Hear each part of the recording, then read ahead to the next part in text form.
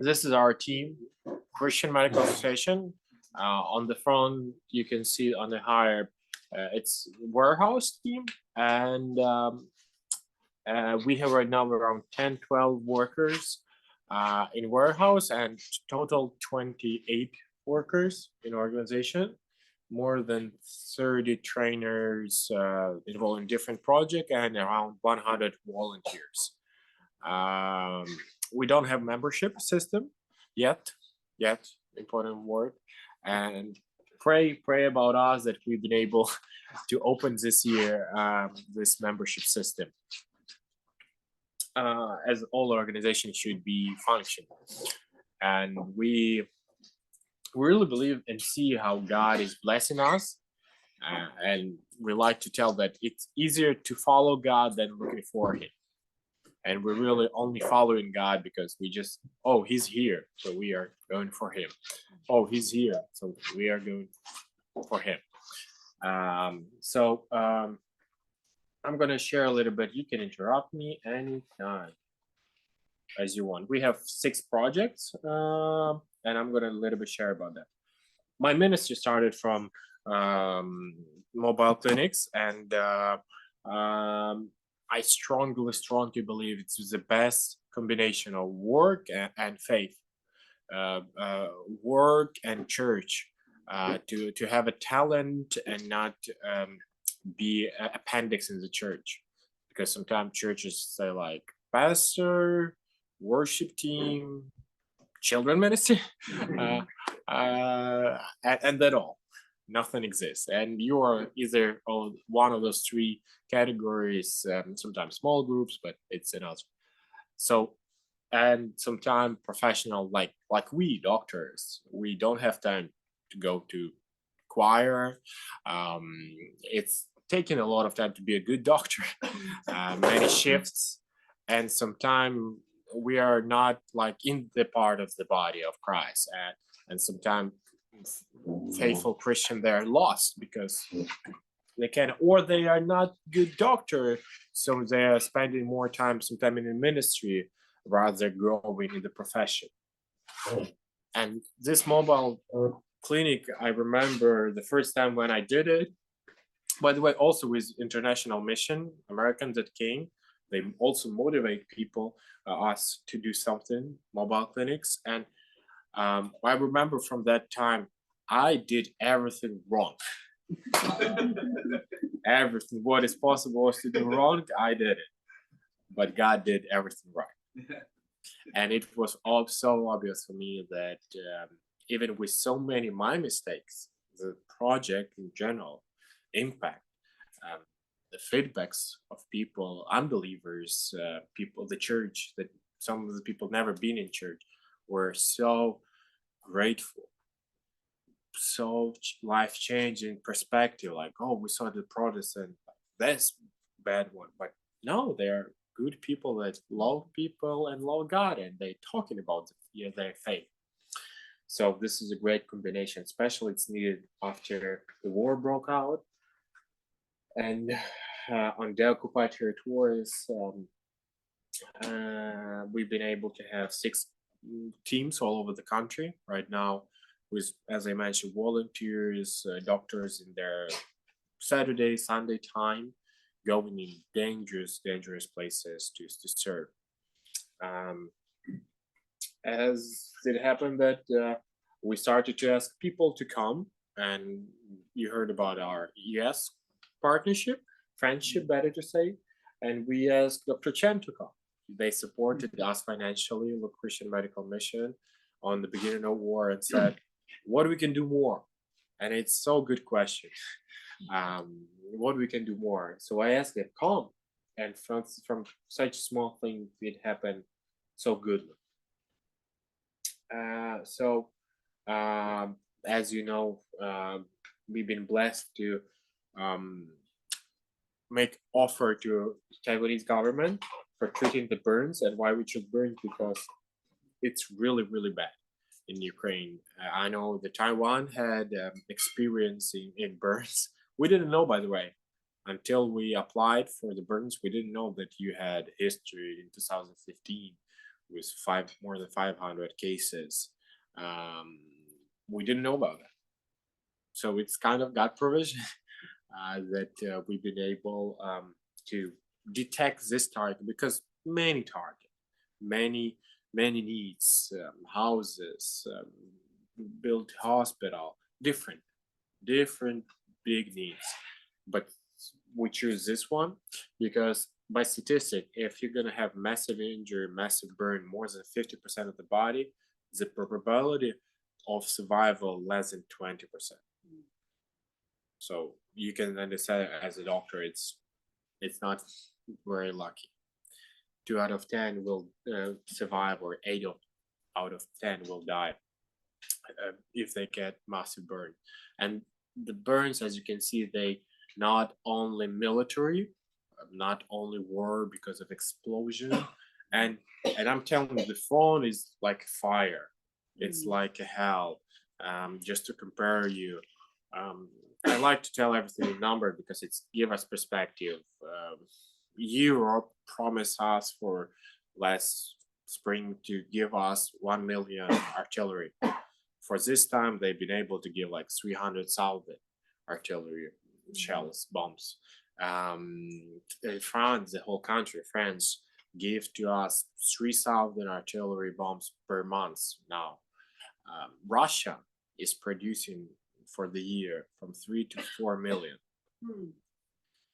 Plus, they have support of Iran and North Korea. That also gives them a lot of bombs and rockets. So it's, you can imagine, with from our side what is quantity, so shells and bombs, and from their sides it's enormous amount and incomparable. So when we look at this, you can imagine every minute there is explosions, bombs, fire.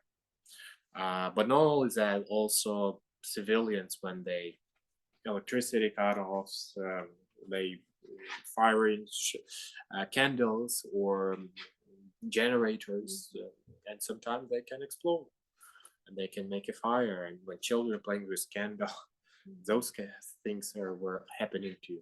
So we really hope that we not also will be able to buy equipment or other things, but also education, because education is really important. With education, we can give values.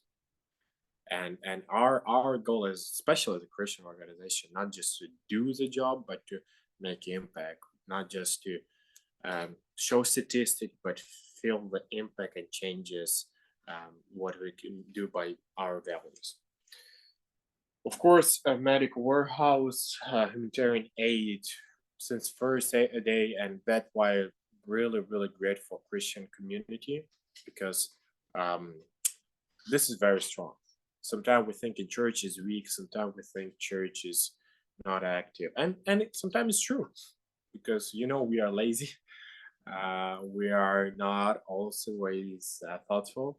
We are sometimes don't know how to react because we don't know what God wants us to do. We are looking for His will, but sometimes His will very simple: do something. Do something. You remember, have Jesus told, have a faith like a mustard seed, and especially with warehouse, I understood it in absolutely different way. The mustard seed, it's not like I have a big plan, big strategy, and for every I need a mustard seed. No, I just agree. I'm gonna do something, at least something, and God always multiplied it, and it grow to the trees. So other birds can be and hide in this. So it grow to the tree, so other can be fed and receive a blessing from it. And it's all started from our let's do something, and from International Christian Medical and Dentist Association, ICMDA, leader of Peter Saunders, and I'm always going to be grateful for his leadership. And also many other people, Paul Chen, Dr. Tsai from Mackay, and all other, Japan, Sweden, Netherlands, United Kingdom people, many Christian who Not we're followed by social media, but we're followed by God. So we've been able to distribute hundreds of tons of aid to different places, and because of church, we've been able to identify who is trustworthy, who's not. We'll also support the military units to help save lives more with equipment, with chronic disease drugs. We had cases or stories, unfortunately, when from some simple drugs luck, children were dying. And as you can see, it's amazing numbers that we can see what God has done. And also we have ultrasound training, portable ultrasound that is very effective and very needed. We started to receive those equipment and ask ourselves how we can work more effective. And I said, let's do training, not just give, but give to the best. And other organizations saw our work, and here we are. Supplied more than 200 probes, ultrasound, butterfly ultrasound to doctors from all over the country. More than 1,200 doctors were trained. Of course, military, but not only. But also through these stories, we can see how God is protective. Another day, rocket trapped in the stabilization point and destroyed everything. All equipment, all help, all supply were burned. But thank God, no one been hurt, injured, or even died. So God's mercy is very, very big. Also, as I said, and gonna said many times, we believe in education, because when we just giving, making a photo, and saying goodbye, it's not making a big impact.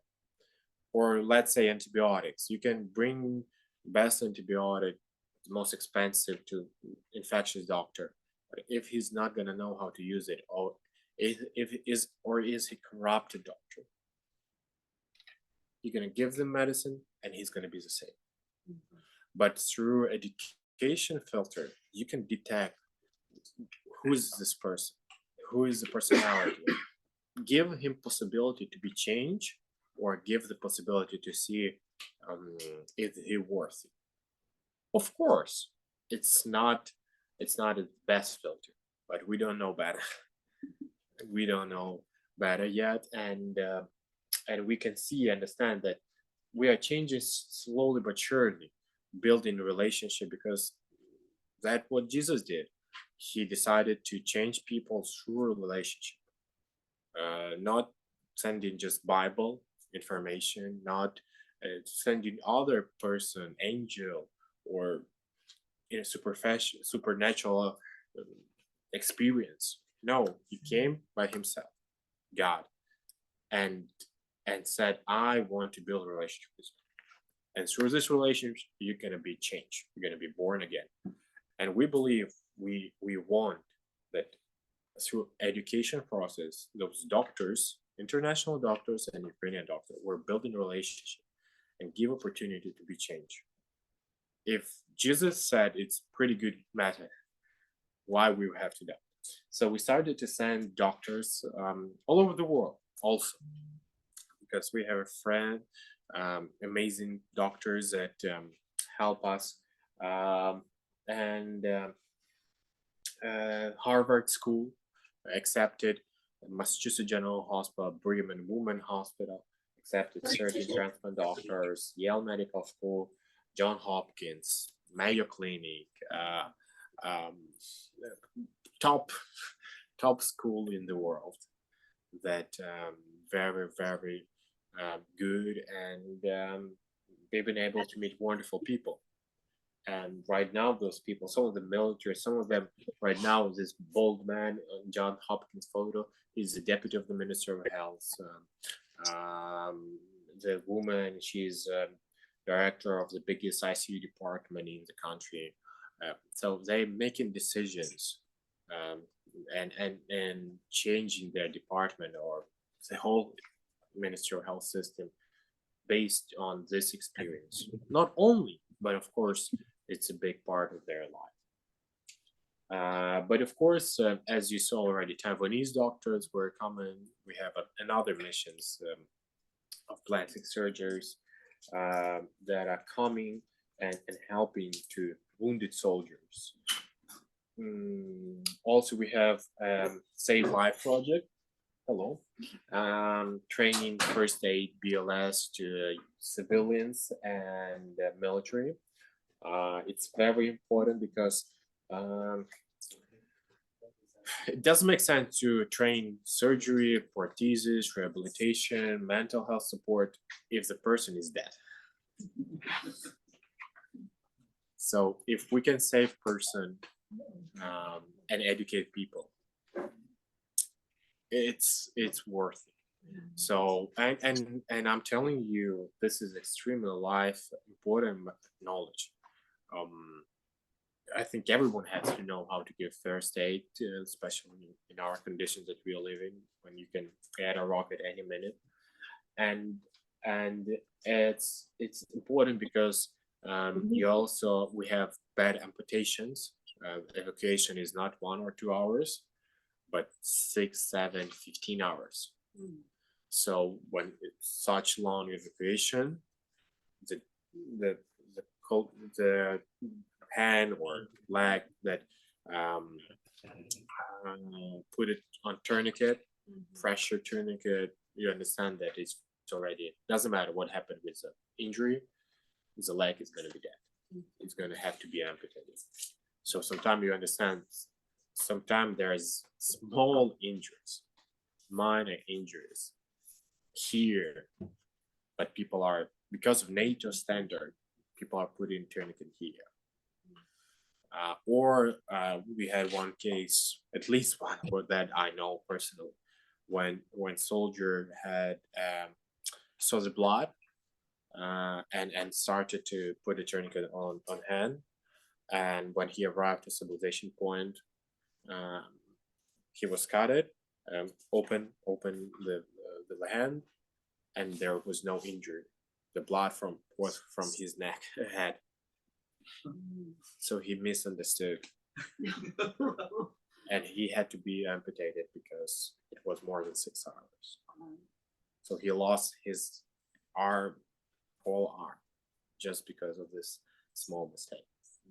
And that what does it mean? And by international standard, he's not allowed to touch tourniquet. It's forbidden to soldiers to do a conversion of tourniquet or to do any move. You see the blood, you see the injury, put a tourniquet. Done. Very simple, stressful situation. And by logic of the NATO or international tactical combat medicine community, TC3, they telling that next phase is frontline doctor or frontline paramedic that overview you and can already do a conversion of tourniquet. Or I guess even he can do a conversion. He cannot take a tourniquet from the hand, and only from on stabilization point they can take tourniquet down. So in Iraq, Afghanistan, then America was fighting with terrorists with small guns. It's possible because evacuation, couple minutes, they have a fire, flight they ended in 30 minutes, and helicopter in 1 hour taking the soldier to a professional soldier. In our conditions, when a big, massive artillery fight, it's impossible. It's impossible even to move. So we are training soldiers, training people how to give first aid, even in such situation. And also, it's not only about this, it's also about the point that your life is valuable. One of our values, humanity, we believe that every person is created by God. and that's why their life is important. So it means that you're valuable, and we hope that we will give these values to every soldier, every doctor, every patient, and it will change their hospital, their units, their lives. And this is our partners, small amount of partners. Yeah, thank you.